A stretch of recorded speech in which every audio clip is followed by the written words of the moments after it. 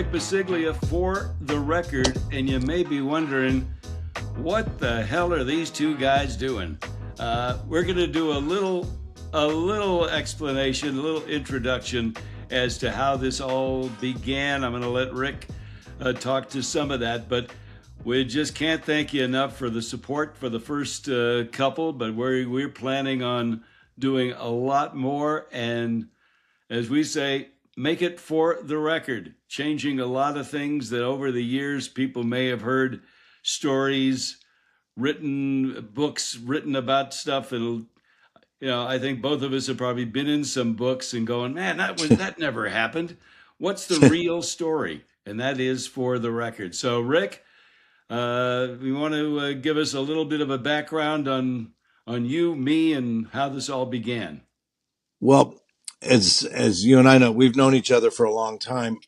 Before my record stint, I was in the radio, and Dave was my national music director at RKO at the time at 99X. And we've known each other through the years. And I think it just hit me and hit Dave that the right combination. Things kind of happened organically, which is kind of hopefully the way this will roll. So like Dave said, it's like we want the inside stories because I've listened to all these podcasts and a lot of them are fluff and a lot of them are bullshit. And it's like, and I hear these stories and I'm going, I was there. That's not what happened. Not that we're going to reinvent history to make ourselves look better. Maybe in a certain case, we'll make ourselves look worse. So it's kind of, and I've skimmed a lot of these other, there's some great one, that Rick Beato. It's a great podcast, but a lot of it is about the music. I mean, they're saying this is A key and B key. Our thing is basically just to get to the real stories. And I think with our first two guests, Diane, it was right before Diane Warren was our first guest, was right before the Oscars, and she, in the tradition, another L for Diane, but it was a win for us to get her, and it was a good conversation. And then with the Doobies, so I think mentioning other podcasts, I think we just want to tell the truth. We want it to be interesting because when I listen to a podcast, I stick with it because it's interesting. So a lot of this are industry friends and colleagues, but a lot of it, as we've gotten, like the first couple episodes, we're really satisfied with our views and our subscriptions. So that's where we're going with it. Yep, and And Dave, and what about you? What made you say, okay, all right, now what am I got myself we into? definitely want to thank Diane Warren's our very first guest as we got ready for her big Oscar night, and then we had Doobie Brothers. Of course, we'll get to that in just a little bit. But our days in radio, Rick. I was thinking of Yeah. one of our moments that'll just we can share this with everybody. One of those moments Is the I'll statute of always remember. limitations? What's the statute of limitations thing? I was, Going going to the United Nations for this UNICEF concert. Do you remember? You remember doing that? I'm Oh, it was sorry, I big. don't. We went to the UN. Rod Stewart I was was there. on stage. You were there along with your program director Bobby Rich. I think Okay. we hopped a bus. We took we took wasn't no Uber, no Lyft, no limo took us over. I think we hopped a bus and went over to the Right. UN. And I couldn't believe I was sitting there. I forget what country we were in, but I go, I've watched this for years. Here we are sitting at one of these countries. And it was a concert for UNICEF, very famous. There was a huge list of acts on this show. Was it all the program directors of the chain or just the New York and you? I think it was just us. There was nobody. It was just you, me, and Bobby. And Do you do you remember another time? I remember it because it's probably the last other sore throat I had. I came off a sore throat. We were at the bottom line. This is great. We're trying to give the real stories and no one remembers anything. Do you remember? no one will do you know. remember? Do you remember we went to the bottom line one time? you No, don't I remember? remember UNICEF. I don't remember the bottom line, but We saw Ricky. I think it was Ricky Lee Jones. oh, okay. I'll take your God, word for it. I'll take your word for the UNICEF thing. I don't know. Maybe I was somebody else. Maybe, maybe, maybe didn't go to that and you didn't go to this. Oh Yeah, boy.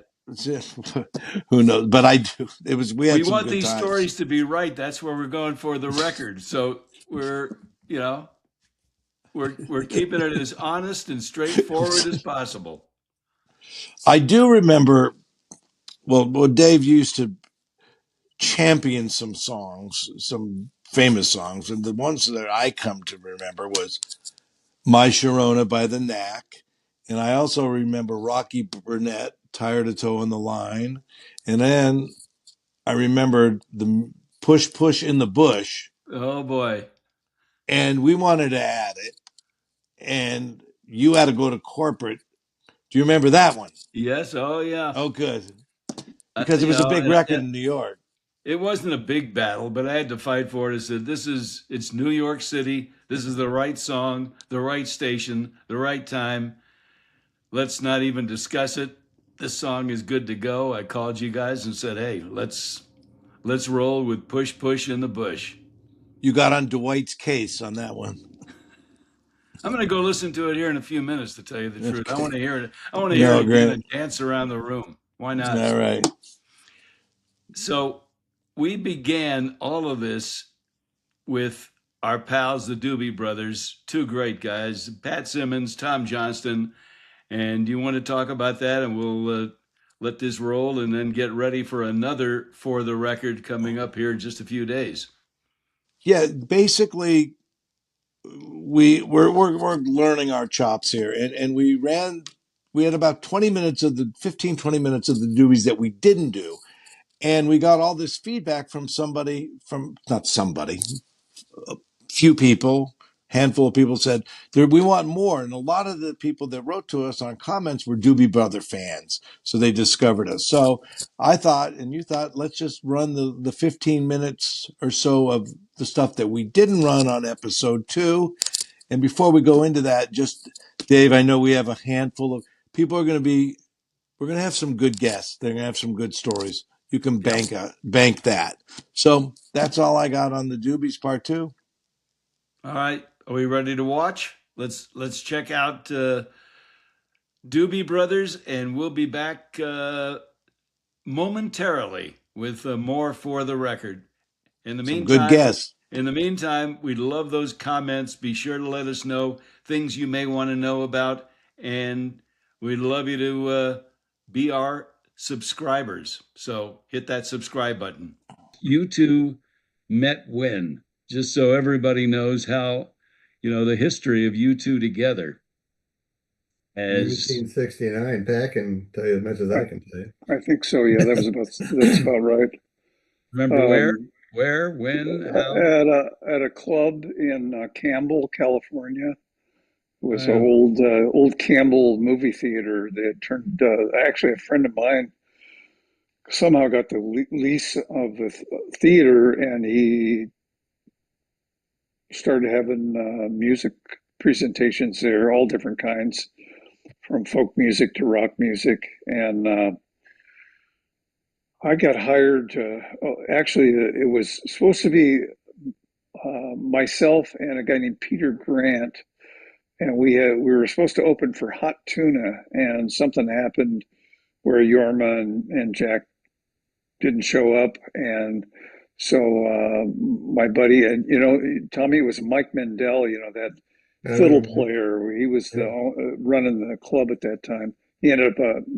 I ended up in a band with him too, but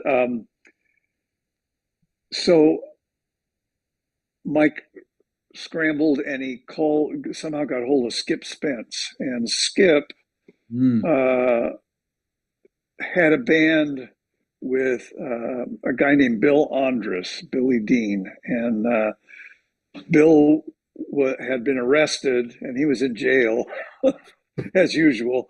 Hey! Hey, And for Skip the was record. Okay. There we Somebody go. that has a record. and Okay. Skip. I know Skip. Now you tell me more about it, Tom. But I know Skip had been hanging out with Tom and John Hartman And who was the drummer? I mean, the bass player was Oh, what's his name? Jesus. He came Played out with H John. string Hagstrom. He was not there that long. He He came came from out with DC with John. yeah, Yeah. and really Greg great. Murphy. Greg Murphy, and he was really a great bass player. But Yeah.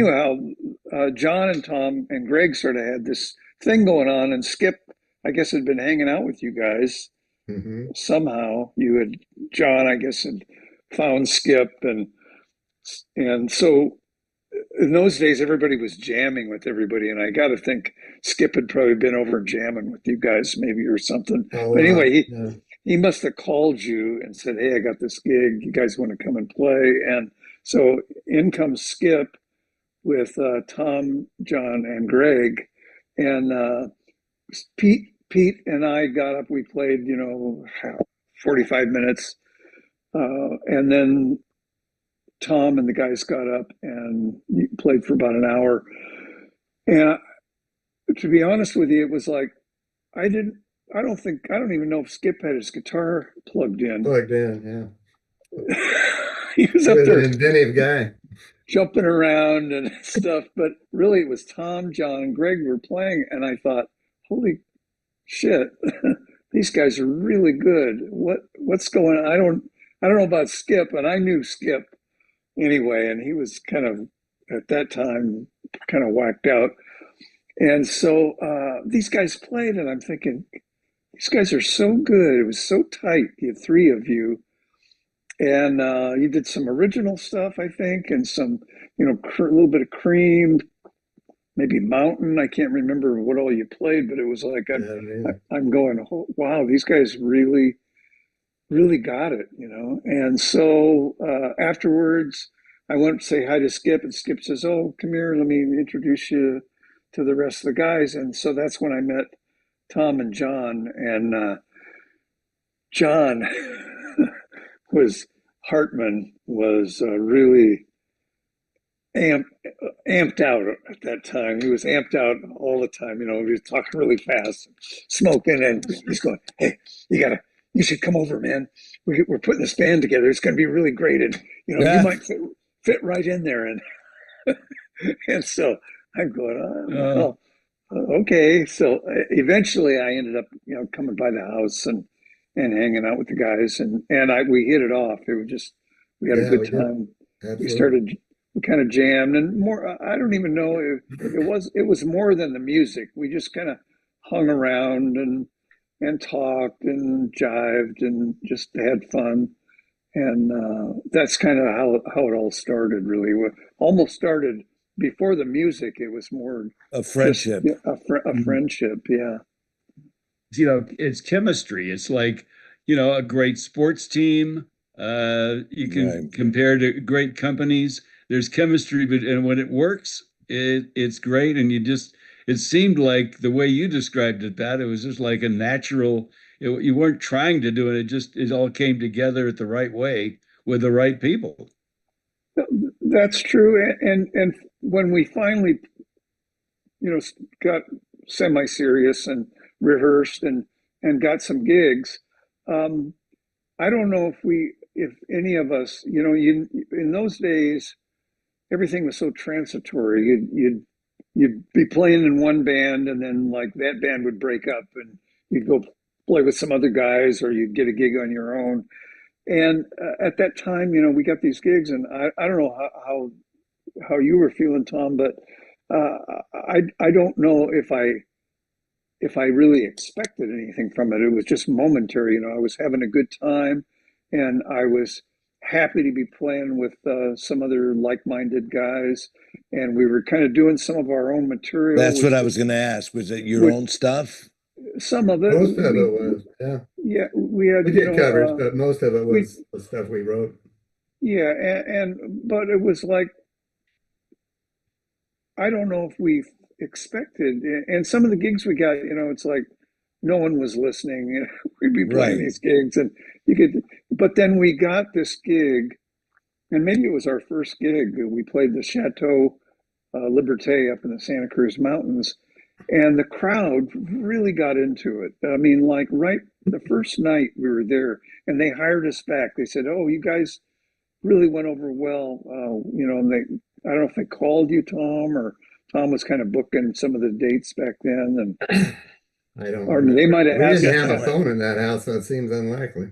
Yeah, they might have asked us that night then when we were there, whether we wanted to play again, and we said, of course, and it was like that was affirmation that something was happening that we you think there is, but you never really know until you get out there and start playing, and then when people give you that feedback, that's when you know, oh, okay, we are on the right track here. And There is it gave you confidence almost, and then keep that going.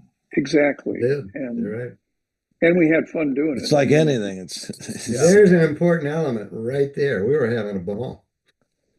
That was good What a times. It was. what That a was an rush. area. That was an era that was really, shall I say, free. I Yeah. mean, anything went, and that wasn't always a plus. But Ah, it was a very wild era, and playing up at the chateau, full of bikers, college students, hippies, mountain people, just all, it was a conglomerate of a lot of different people. And it was a fun place to be. It really was. What a Um, rush that had to be. What a rush oh, it that had to was. be But to it's take. like everything else was kind of, even we're both going to school. I know I was going to San Jose State, and I think I finished up in 70. But at any rate, it was like that even in school. And I spent a lot of time up in the Santa Cruz Mountains anyway, because I'd met people before I'd moved up from San Jose, and I would go up and hang out with them, like Paul Van Onen and his crowd. And but the Chateau was an offshoot of that, and everybody played there. They were so from we're that area. talking like 1968, 69. 69, so it's Yeah. 69, 70. Actually, 69 is when the band started working together. And we actually, wrote a lot of songs for a band trying to make it in those days. Most people played a lot of covers. And we did play some covers, but we also played a lot of stuff we wrote. We spent a lot of hours working that out. Do you remember any of the covers?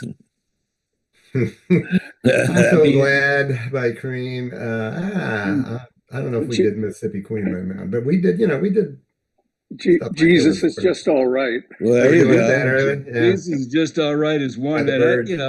and Take Me in Your Arms, great Motown. Oh, I That mean, happened a little how did you later. hit on those? Both of them. I mean, Whoever was digging the song at the time, I brought in Take Me in Your Arms because I just really loved the song. I thought we could do a killer cover, but that didn't happen until 75.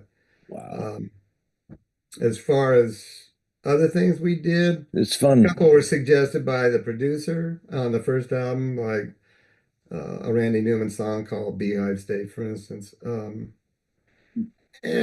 we didn't do a ton of covers on albums. In fact, basically almost none, except for the two that just got mentioned.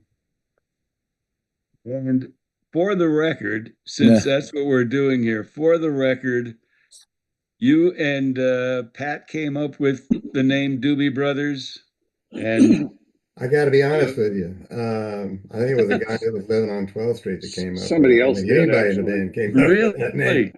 really, who is that? It was the owner of Paxi, good old Keith. And We thought Paxi was a little dog. And he just decided that due to our lifestyle, we had to call ourselves that, basically, is what it comes down to. And everybody said, oh, that's stupid. But we'll use it because we didn't have a name. We had a gig, I think, the night that he came up with that. I think we were playing at Ricardo's Pizza or something in San Jose. And we didn't have a name. So instead of just being that bunch from 12th Street, we were the Doobie Brothers, and it never went away. Speaking of songs, and I know this must mean a lot, but I know all the awards and all the sales and all that, but I would think personally, being writers and being in the Songwriters Hall of Fame, not people now cover your songs. It's like that of all the things must have been a special one, I would think, as writers. It was. I Highlight don't know of if anybody else. I didn't see that 2025. coming. We didn't hear it. We didn't have advance notice that was going to come It down. just happened. Well, it happened. We knew about it a little bit before it happened, but not much. I didn't expect that. Wasn't even thinking about it. I think we were more centered, well, a few years ago, on getting in the Rock and Roll Hall of Fame and wondering how come we hadn't made it in. but 2020. the songwriters was really a feather in the cap. That was amazing. I don't know about you, Pat, but I thought that was really cool. Absolutely. It was, I think we were nominated a couple of years before. Remember getting a call from a friend of mine at ASCAP, and he said, "You guys don't, this is between you and me, but I think you guys are going to get nominated for the The John. Songwriters Hall of Fame." Yeah, John. And we did get nominated, but we were not inducted at that time. And then a couple years came around, and then we were nominated again. And then that time we were able to be inducted. So, it took a little time, and I think we probably were being considered for a while. But, there's a lot of so many great writers and so many great, performers. And Absolutely. it's tough to decide who's gonna be inducted into these halls. It's kind of It's a weird huge, thing. well, it's a huge compliment to the fact that you're even nominated, let alone inducted. So, but like I say, there's like so many deserving people that will continue to be nominated and eventually make it into these places. I just hope they live long enough. Yeah. That's what I think. That's Well, what I always you wondered, and whether we'd still be you around and to enjoy it.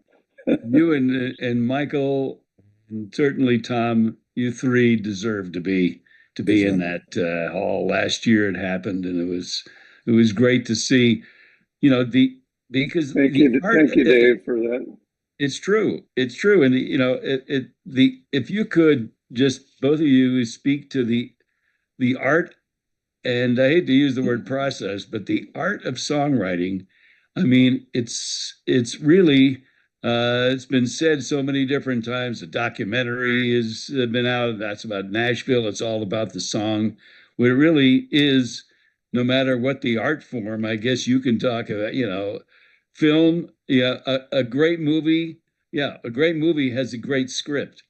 You can have the great cast, you can have everything else, but if you don't have that, so the song is the whole name of the game.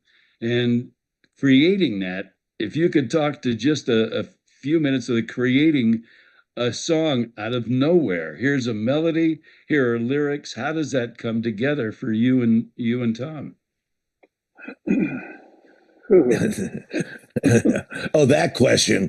It's an easy one to answer, but we want it for the record. So Well, I this don't think it's that easy. It's I wish it yeah, was that easy. it's Uh, it's magic.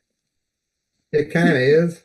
I know it I'd sounds say that's a silly. good analogy because all the good. songs I've written, it just usually the good ones anyway come out Uh, of nowhere. You don't see them coming, and it's like almost somebody takes over your brain for a little while, and you come up with chord changes and a melody, and it takes a while to arrive at what that is.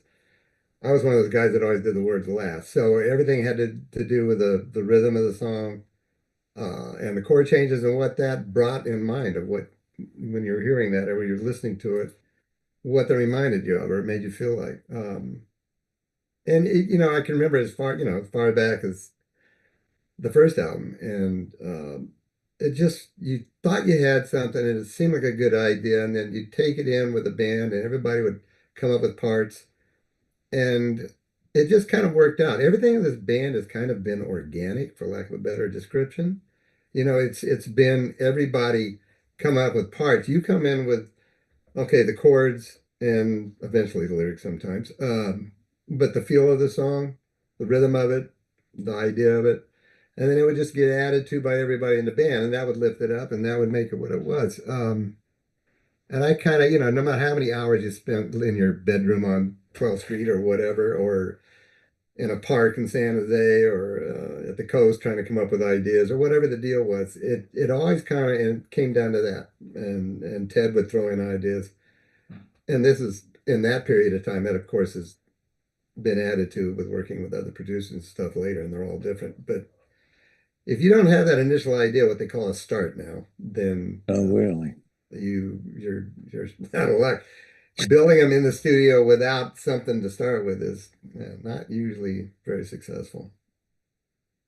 There were different, as an evolution of the band from those early, the China Groves that we talked about, and rocking down the highway, all of that, and then you had left for a bit, and then now obviously back with the band. And Michael McDonald was part of the band. What, in mid 70s? Is that Yeah, Well, the album was yeah. 76, but I right? think he came in 75, and I wasn't there at Right. the time, so back could tell you. Right. And then of course what a fool believes in the late 70s, that sound was, a shift. It was a whole different type of sound for the band. Can you talk about what that was like? Well, Pat, well, you were a part of that, and Tom stepped away for a little bit, and then you, thank goodness, came back, joined us. Absolutely. Things just sort of evolved. I think that's, you know, a simple way to express it. Have a certain style of songwriting that comes from various writers, and a lot more of us write in this band than just Tom and Mike and myself. Keith Knutson wrote That's songs. right. Tyran Porter wrote songs. Hmm. Uh, the other guys kind of jumped in and helped us on songs. John Hartman, Jeff Baxter when he was around, Oh boy. um, Yeah. Bobby LeKind, Cossack Keith came up with some Keith good drum ideas. Keith Knutson wrote and sang as well. Mhm. So we've been kind of blessed with all these different creative people, but um, Mike and Tom, I think, are particularly great songwriters and more productive in terms of coming up with a multitude of ideas that we've been able to all of us jump in on, as Tom was saying. But when Tom didn't kind of leave, he left. Mike came in and became a really strong creative force in the band. Um, we shifted, evolved into, I don't know, we were still we always have been more or less a blues based kind of R&B or gospel rock kind of a band. But prior to Mike's joining, it was pretty much guitar dominated. We had Bill Payne from Little Feat come in and play on almost you know tons of our music, and really Bill features in so many of our songs, "Rockin' on the Highway," China Grove, Jesus Just All Right. If you listen to those songs, you'll hear a predominant keyboard parts in those songs. But with Mike creating the songs from the keyboard, it became the dominant instrument, and then the guitars were, in a sense, secondary or backup kind of sounds to those tracks. So, and occasionally, with Ted's production ideas, he didn't want that all the time. He wanted the guitars so that Mike would have a different voice within the band. But I'm stretching this out a little too long. But that was the evolution of the band. Basically, Mike when Mike came into the band and was such a great writer and creative force. These I would say it kind of became more gospel, kind of funk. Mike's kind of a funky guy. Minute by minute, even what a fool believes are kind of funk based tracks. If you listen to the way the bass Totally. Yeah, is, definitely. Yeah. and Mike had that feel for music. He's kind of a blues guy in all most cases. If you listen to his songs, they're pretty blues based tunes. So anyway, that's kind of where that Speaks to the longevity of what you guys have done over the years with this band. It's just remarkable. And I want to just That was a fast huge forward. help. That was a Huh? huge help. Having Mike come in and take the Yeah. band to a different area was a huge move forward for the group, and sustained life with a band. That was pretty awesome. Let me just throw this out there. If you remember Tom Hanks stranded on a desert island, Uh-oh, uh, what are you doing, man? all right, come on, we've got, and here we are. You guys are on that island. You got 10 songs that you can bring along. That's it. One of them happens to be, or has to be, a song by the Doobies. Which one would you have with you? A desert It's island, an huh? easy question to answer. Yeah. Pick one. None. If you're going to listen Yeah, to they're it burned over, out. I They don't mean, this want is all it. you've got. You got Wait, to wait. hear it I don't. over and over and over I again. don't What want. would it be? That's why None. they went, I don't Dave, want to hear that's why they went on vacation. it. Well, just to move Uh, past this, you ask this question on another day at another time of this day, and you're going to get a different answer. every day it'd probably be different. I know it's how do you pick one? There's just I, I'll make this simpler. To put a ribbon around today. How's that? well, I just wanted before we do that, Rick, is for the record, I do want to fast forward a little bit Okay. to your the current album, Walk This Road. I would love to Well, know what we it was dodged like. that bullet. Exactly, you did nicely. I thought it was great. I, I Uh, helped. I helped. Thanks, Dave. yes, Rick. Yeah, Thanks, but Rick. for this album, I mean, we mentioned Mick Fleetwood joining you on Lahaina. What was it like? How about Mavis Staples with that lead track? What was that like to be involved with one of the all-time greats? We didn't actually see her. Oh, She there did we her are. recording back, in Memphis or wherever she lives. I don't know where she lives, but We have seen her. We have seen her, but not when she was recording. not for Not that album. recording. Okay. For the record, there we go. I don't even know who had the idea. It might have been Mike, but he says no, it wasn't me. But I thought it was. I thought it was a great addition. I thought she killed it. It was That a was gift, boy. an Really, honor. Yeah, it was an honor to have her on board. that was huge. Well, It since ma- it, it made the song for me. I Hmm. mean, I love the song. I love everything the way it went. But Mavis was like she Cherry really on top. brought it. Yeah, it really was. Yeah.